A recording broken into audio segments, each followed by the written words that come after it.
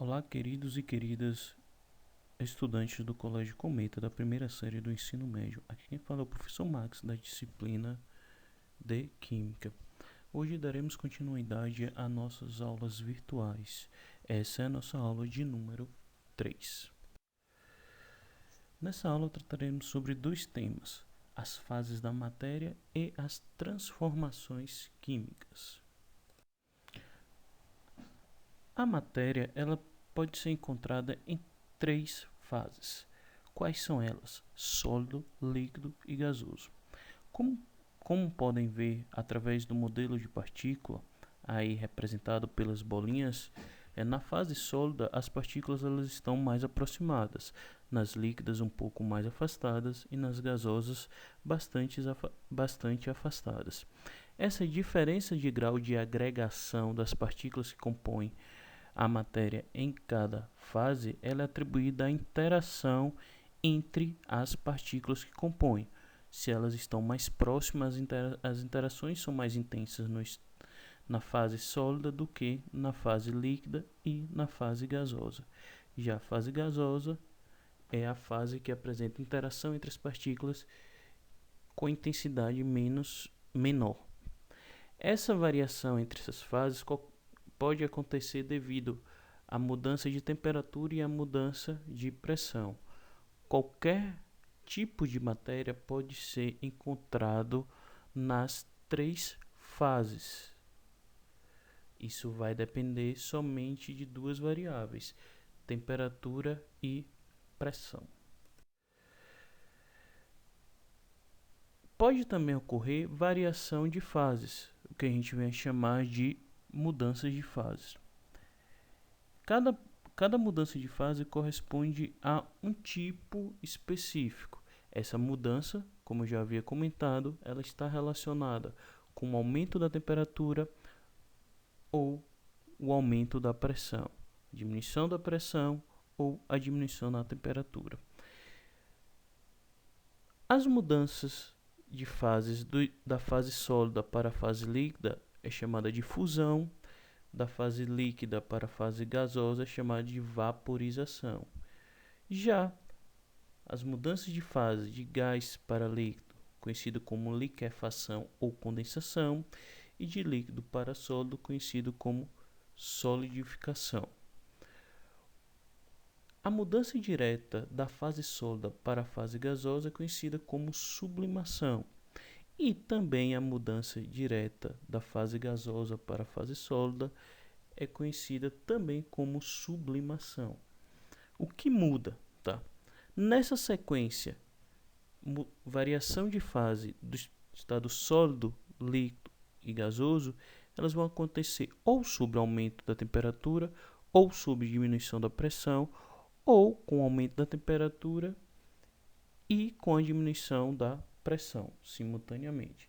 Já a variação da fase gasosa, passando para líquida, passando para sólida, ela vai acontecer com a diminuição da temperatura ou aumento da pressão, ou acontecerá com a diminuição da temperatura e simultaneamente aumento da pressão.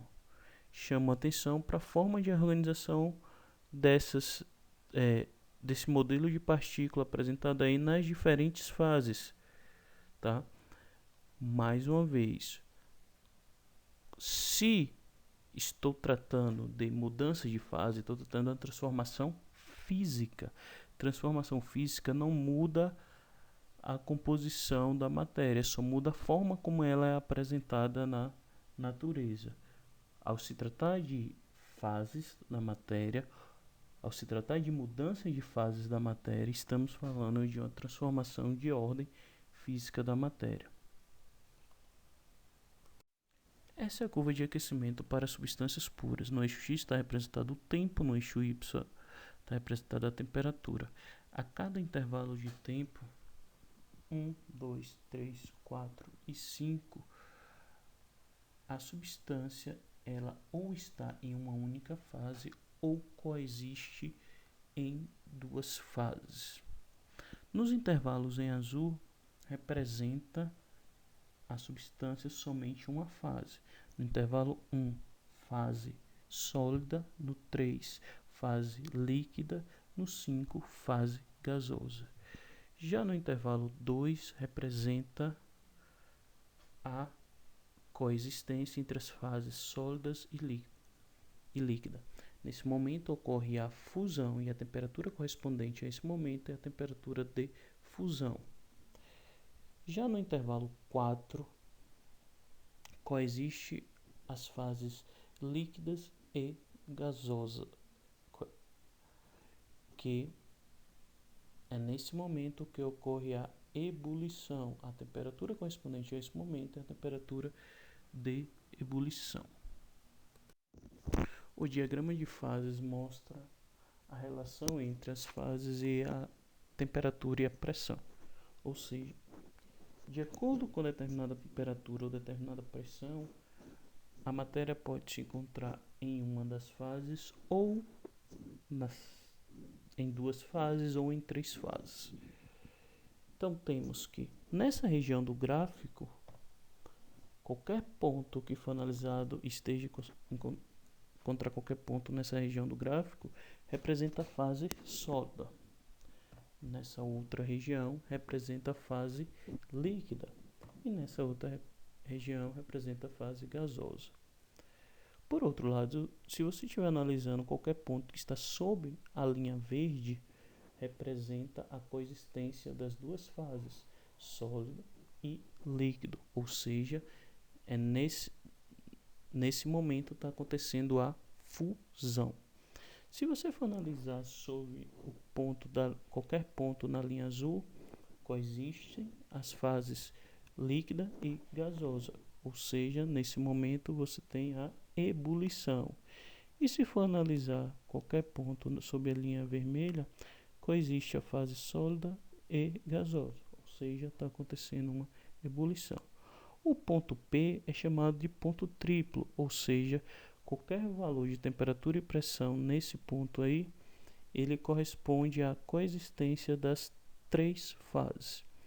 E se você estiver analisando qualquer valor acima desse número 2 aí, que corresponde ao final da linha azul, ela representa um ponto crítico. O que seria esse ponto crítico? É, na verdade, a condição de temperatura e pressão que não dá mais para diferenciar a forma da matéria, a característica da matéria na fase líquida ou na fase gasosa. Ora, ela tem comportamento de matéria no estado líquido, ora tem comportamento de matéria no estado gasoso. Agora eu vou discutir com vocês as transformações químicas. O que vem a ser transformações químicas? Analisando somente as figuras, perceba que uma delas é uma corrente enferrujada, outra é a madeira incinerando e outra é um copo com a pastilha efervescente. Essas 3 fotos retratam transformações químicas. Como é que a gente pode diferenciar ou dizer que uma matéria está acontecendo transformação química? As transformações químicas, elas mudam as características da matéria. Antes você tinha a corrente feita de ferro, agora você tem a corrente enferrujada. Antes você tinha a madeira, ao incinerar, você vai formar ali carvão, vai ser liberado fumaça, que geralmente a composição é de gás carbônico e outros gases. A efervescência do comprimido também libera gás. Esse gás é gás carbônico. Essa característica visual, isso que a gente está observando visualmente, é uma das formas da gente dizer que, do ponto de vista macroscópico, que a matéria sofreu alguma mudança. Perceba que quando eu falo em transformação química, é diferente de falar em transformação física, porque na física a composição da matéria ela permanece a mesma. Lembre-se que a gente acabou de discutir as fases da matéria e sempre utilizou a mesma composição para mostrar as diferentes fases. A única coisa que estava diferenciando as fases era o grau de aproximação das partículas que compõem. Aqui não, quando falamos em transformações químicas, a composição muda, então outros materiais são formados. A gente pode ver isso melhor nas equações. Ilustrando para vocês em reações, vocês percebem que em azul estão em destaque substâncias com composição diferente das substâncias em vermelho. A substância 1 é a reação de síntese da água, onde a gente tem 2 mols de moléculas de H2 reagindo com 1 mol de moléculas de O2, formando 2 mols de H2O. Perceba que a composição das substâncias em azul é diferente das substâncias em vermelho. Então, se mudou o componente, ocorreu a transformação química. Na reação em seguida, tem carbono mais oxigênio, formando dióxido de carbono. Também a composição mudou das substâncias que estão em destaque em azul quando comparada às substâncias em vermelho. A reação de oxidação do ferro, que é o que acontece na ferrugem, a gente tem ferro reagindo com oxigênio, reagindo com água, formando hidróxido de ferro 2, que está em vermelho. Perceba que a composição da substância é diferente. Então, se há mudança de composição na substância, a mudança da sua constituição, logo ocorreu uma transformação química da matéria.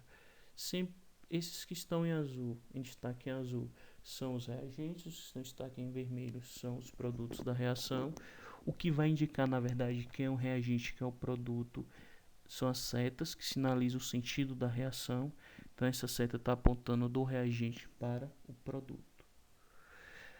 Só que algumas transformações químicas elas não são desejadas. E como fazer para que uma transformação química não aconteça? A única forma é não colocando em contato os reagentes. Porque os reagentes entrando em contato, tendo afinidade entre eles, eles vão reagir e produzir outras substâncias. Então aqui a gente finaliza a nossa terceira aula virtual.